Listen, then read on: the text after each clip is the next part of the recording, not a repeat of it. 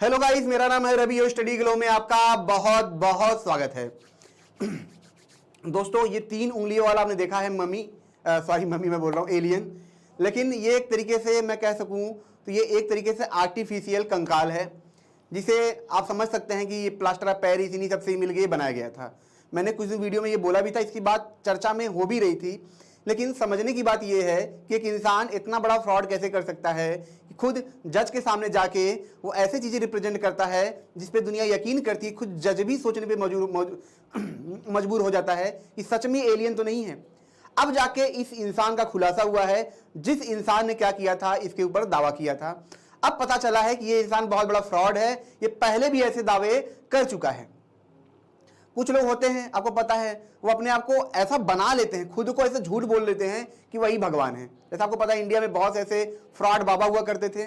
वो ऐसा फ्रॉड करते थे, खुद को पहले यकीन दिलाते थे, खुद को इतना यकीन दिला देते थे कि उनको खुद लगता था वो भगवान है, तो सामने वाले को भी लगता था भगवान है। तो सेम चीज यहाँ पे है। ये जो शख्स है आप देख रहे हैं, ये शख्स क्या है, यूएफओ का एकदम एक्सपर्ट है। यूएफओ के बारे में इसको एक पागलपन है। अब पागलपन इस हद तक है कि ये क्या करता है, झूठे झूठे तरीके से ये बॉडी बना बना के सामने पेश करता है। अभी कुछ साल पहले ही ये कुछ केसेस में फंसा था, जिसमें इसने क्या किया कि ऐसी बॉडी बनाई, ऐसी स्किन बनाया जो आर्टिफिशियल था। इसके लिए इसने कई सारे केमिकल का यूज किया और उसको दुनिया को दिखाया, दुनिया को यकीन दिलाने की कोशिश की कि ये क्या है, एक तरीके से एलियन है। तब भी लोगों ने क्या किया, यकीन किया, लोगों को यही लगा कि यार सच में एलियन है। अब वही चीज यहां पे किया था। जब मैं पहली बार इसको देखा, इसके कंकाल को देखा, तो मुझे दिखने में तो ऐसा ही लग रहा था जैसे कि कोई बना के हाथ से दिया है। लेकिन अब ये होता है कि भाई हियरिंग हो रही है इतनी बड़े लेवल पे, जज के सामने हो रही, तो कोई ऐसे कर नहीं सकता है। लेकिन इसकी हिम्मत, इसने जज को भी टाइम पे बेवकूफ़ बना दिया था। बाद में इसका खुलासा होता है और बाद में पता चलता है कि ये न्यूज में आने के लिए या फिर उसको अफवाह को फैलाने के लिए, या हम ये कहें अपने इंटरेस्ट के लिए, ये चीज़ें करता रहता है।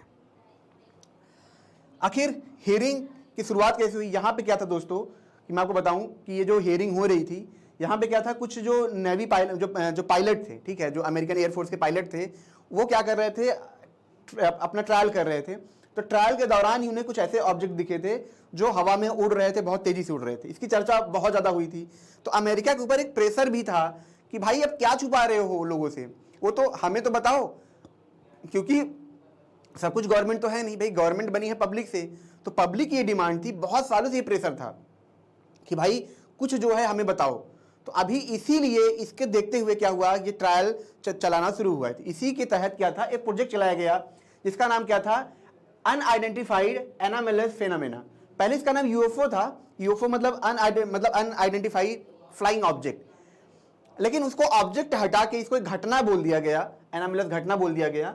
और इसी पे ही क्या था, ये पूरा सब शुरू हुआ। इसी के ही तहत उन सारे लोगों को बुलाया गया कि जो लोग एलियन के बारे में जानते थे, जो लोग यूएफओ के बारे में जानते थे। और इन लोगों को जब बुलाया गया तो उसी में पहले तो कुछ अमेरिकन जो ऑफिसर थे वो लोग आए, काफी बड़े बड़े लेवल पे जो काम कर रहे थे वो लोग आए, छोटे मोटे लेवल पे नहीं।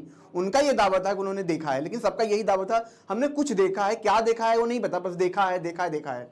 अब उसी के दौरान ये आते हैं, जैसी ये बेचारे आ जाते हैं और ये आके तो सीधा पेश ही कर देते हैं।